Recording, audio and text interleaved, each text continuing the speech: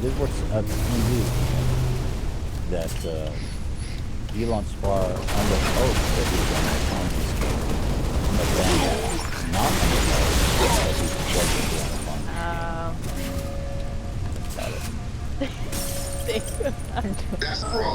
His former babysitter's suing him for unpaid wages. What? And he's been cash out for unpaid. It's a lot of babysitting hours.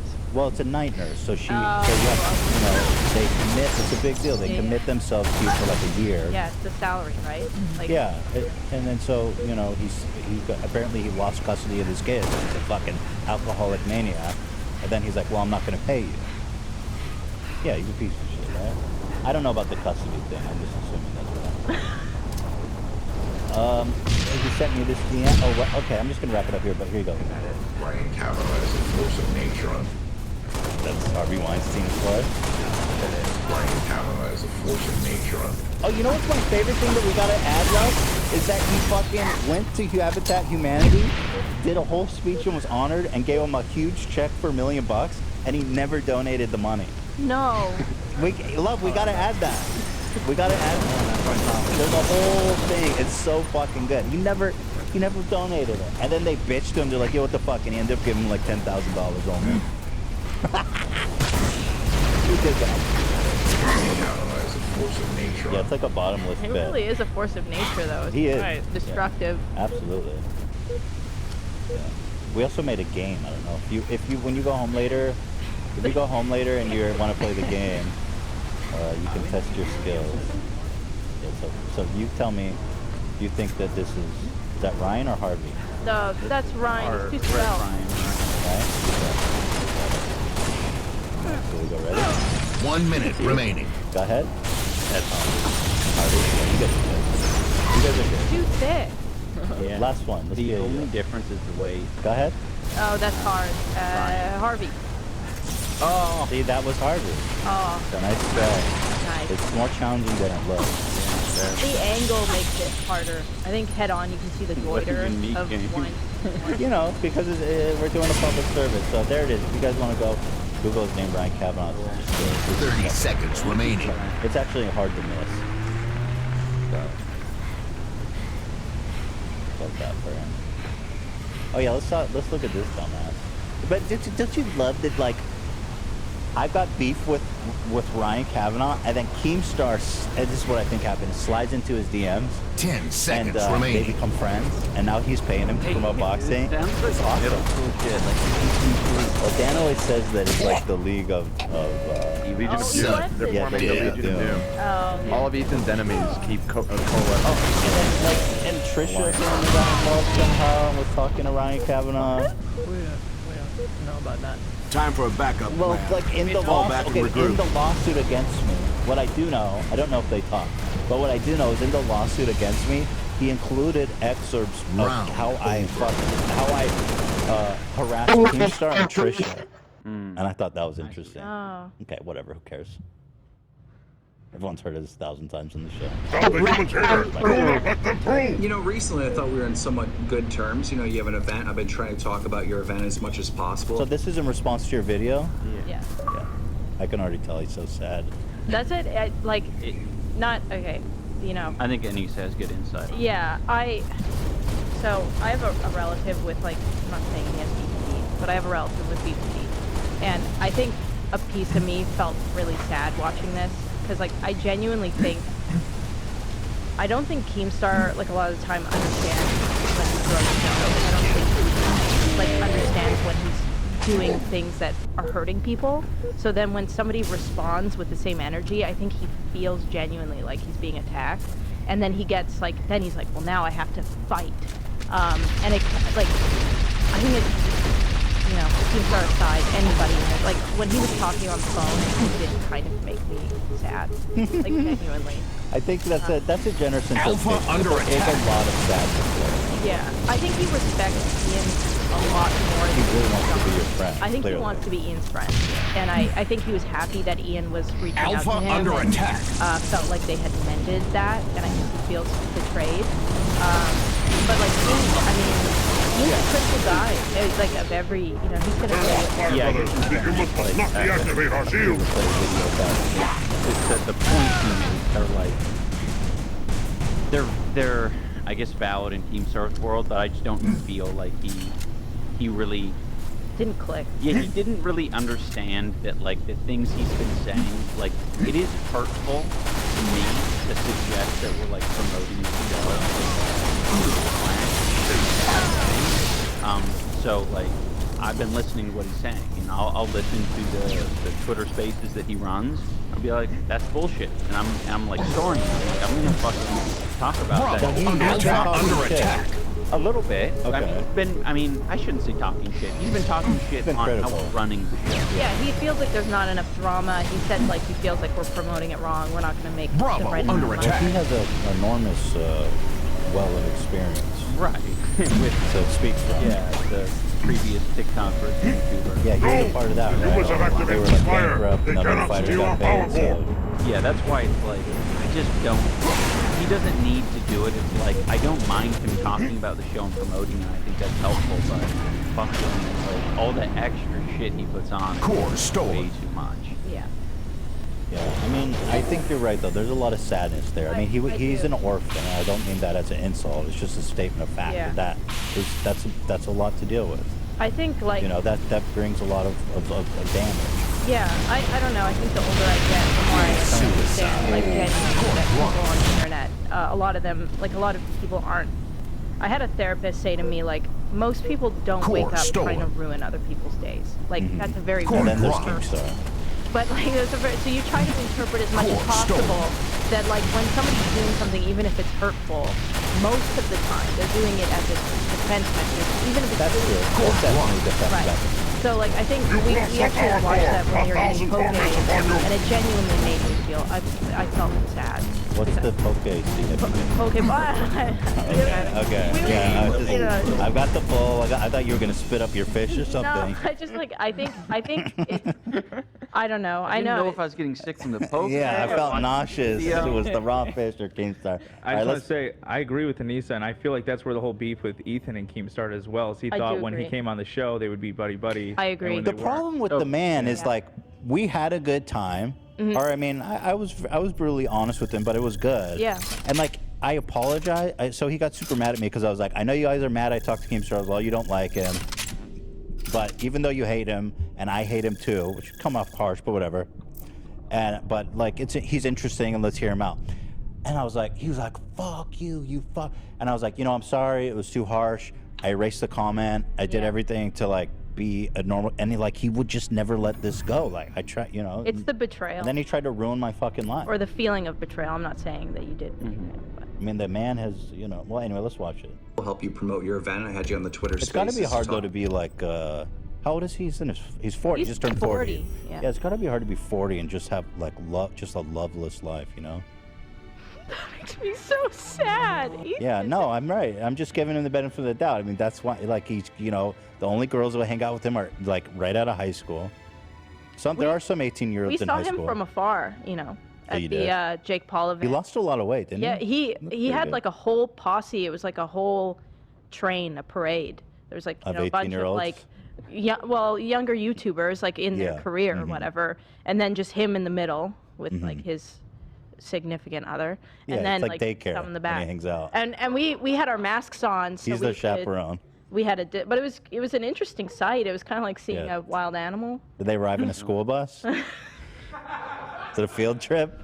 Hold this position, I mean, Spartans. look, it's gotta We be just hard. need to buy And some the guy has a time. bar in his basement where he probably serves underage girls alcohol. And, you know, that's just what it is when you can't hang out. I did see that video of him and Pussy. You guys like reacting to that. Yeah. God, that was very interesting. I did like. I love when he was bringing out like cheeses and bacon. And, Wasn't that so interesting? and that was like the food. Oh, it wasn't bacon. It was jerky. It was eat a plate of maple syrup and they were eating it with a fork. I love it. You could tell he was like not about it. It's like this is some white people shit. I feel like Boosie the whole time was like trying to figure out if it was halal or not what he was eating. Oh, is he halal? Yeah. But yeah, that was awesome. You just said jerky. That was like how he started eating. The man is a fucking beast. He literally just ate beef jerky and maple syrup. Like, who does that except Sasquatch? lives in Buffalo, New York. He lives in the forest. He's a fucking Sasquatch. About your event, plug your event. You know, it all comes down to selling tickets, selling pay-per-views. That's what these events are all about. And you're trying to do something different. I'm interested to see how it's gonna pan out. Yeah. But in this new video, it's like, it almost feels like we're at war against Keemstar. You know? I did use a lot of Keemstar clips in the video because he was the main spokesperson for these points. I occasionally hear from other people, but not nearly as often. So I don't want to say every The points that you're trying to combat are that starting from drama is like strictly good. Right. And like when someone says like drama is good for your event, that like has so many connotations because it's like, yeah, I agree. What am I going to do about that? Like, I'm not going to. The only way to make drama happen is either let it happen organically or fake. And like, I'm under the philosophy of let it happen organically. This is an example of it happening organically. Keemstar says some shit that I totally disagree with, so I made a video about it. And that's exactly why I made the video. Yeah. Alpha under attack. And he even addresses it in the video, saying like, see, this is good, this drama is good. I'm like, yeah, it's good, but it's not what you had in mind. Right. What you had in mind is me and Dr. Mike.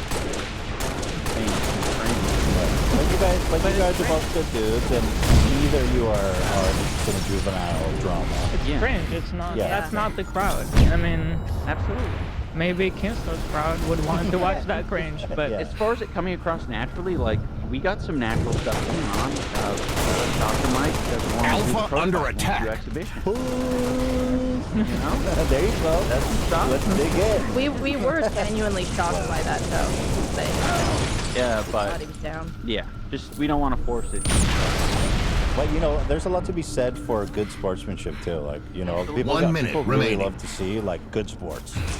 We also like found a bunch of secure people, like people that are secure in their life, happy. Right. They're not young. Like a lot of these guys that are doing like a lot of this beef, like they're young. They're not secure with themselves. Right. There's a lot of like weird stuff that gets thrown out that's like homophobic or sexist, and you get into some really strange stuff, like people talking about wanting to fuck the other person's wife or girlfriend in front of them after the fight, and like just 30 weird, seconds remaining. gross. There's actually this moment I think it was Tyson Fury's dad said some shit about Jake Paul. Because it was Tommy Fury versus Jake Paul. I really wanted to see that fight. And his dad said some shit like, 10 seconds my remaining. Gonna bend over your girlfriend or something like that. Yeah. wow. And it was just like, Bravo Jake Paul under was like attack. the best response to a Paul ever. Excellent work, Spartans. You stopped them cold. Yeah, it was like that was a separation of like Round Jake Paul over. the level of intensity. Yeah. And that was over the seriousness of it, line. And that was just like, all right. But it's weird how often things get accidentally like homophobic. Capture the access Very- ports. like it's We very may strange. enter the human Like stronghold. they love to call each other gay or like sucking each other's dicks. Or, Yeah. But it's The like in a Joestar way of one like did a shame. ton of that. Ton of it's so. That was the one that was like bad. Yeah. That's the homophobic. Also like faking beef. It's like that guy probably wouldn't have headbutt the other guy if they didn't like rally these two up. Like, Right. It was kind of the same thing a little bit with the tattoos that Jake and Tyrone were going to get. Like, Right. what did it have to be? It had to be, I love Jake Paul. I love Tyrone Woodley. Yeah. Come on, guys. Like, Right. I was gonna say, I think with a lot of the drama, people get lost in what sold the fight in the first place. It wasn't the drama that sold the fight. Like we were talking about earlier, it's the journey. So I think people get confused because they see people like Conor McGregor or they see these other people where they associate them with the drama. But it wasn't the drama that made them big, it was the journey that made them big. People saw him come up from nothing to where he was at, and that's what attracted people to him. People were never attracted to the fact when he's hitting an old guy in the ball, or these other things like when he throws the ball into a bus. Like those are things, people were only attracted to that because of the journey that the other people had been on, or the journey that led it to there. It wasn't the drama itself And so I think people with fighting, they're like, oh, let's create this drama, which with a lot of fighters is a mistake because there are a lot of degenerates, and if you try to fight, like do those types of things, it's going to lead to bad scenarios. So I think what Ian's saying, it's like, we're selling it for the journey of what these people are going through, and I think that will attract people more than drama. So many people think it's the drama that sells, when it's not the drama. People want to be, they're attracted to the journey of what this person's going through, and that's what they either relate to or that's what they're against. And with like the whole Mayweather thing, when we talk about drama, it's like it's not drama. He was trying to feel, and that's a classic like old school pro wrestling move to get people interested. You need to feel, and you need to feel, but you also need a good guy. And it's just two feels. It doesn't sell it. You need to have like the drama, but there has to be the good guy. And so they get it mistaken. Like a really good analogy, I feel like, is like you can see a clip of a building exploding, and you're not gonna be like, "Well, that's awesome." But in a Michael Bay movie, like with a lead up and a story, and like you understand what's going on, an exploding building, if you understand the context, it is very interesting. But you don't need an exploding building for people to care about the movie, right? Like it's just an extra thing to happen. It's not what people got there, but it's potentially something that keeps people's attention. Yeah, and also like, so a lot of people don't, like Conor McGregor literally came from like nothing. Like he was talking about like, he was like, oh, I just slept in my bed all day late and never got up and didn't do anything, I was a loser. He says that all the time, I was a loser.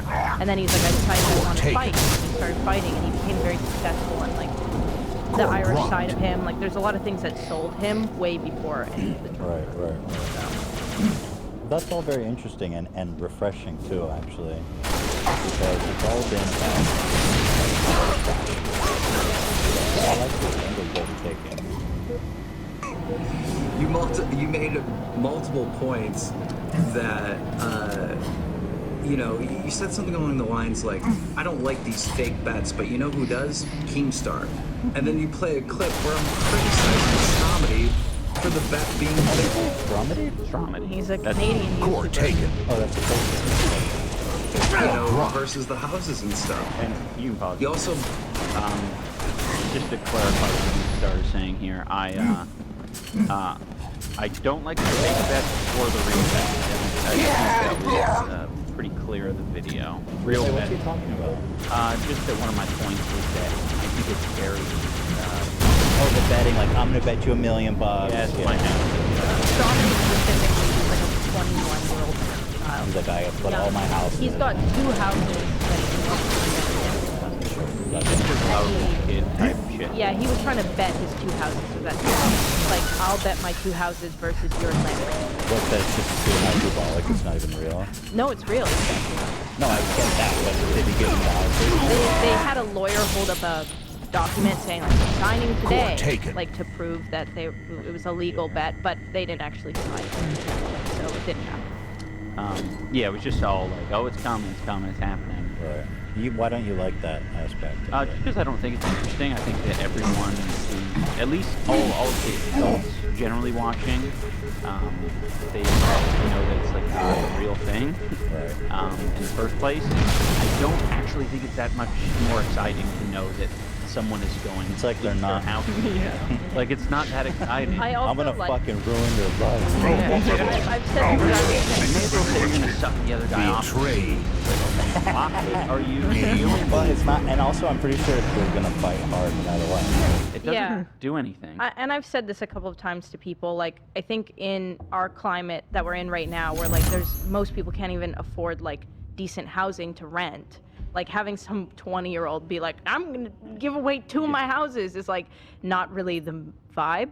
It's like just totally fake confident as well.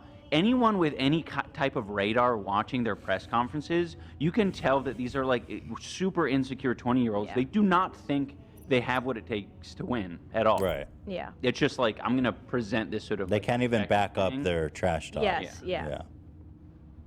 We won the game. Said boxing's not about knockouts. And then you bring up a point where I say, hey, if you get the knockout, it's like, you know, the biggest plug in the world.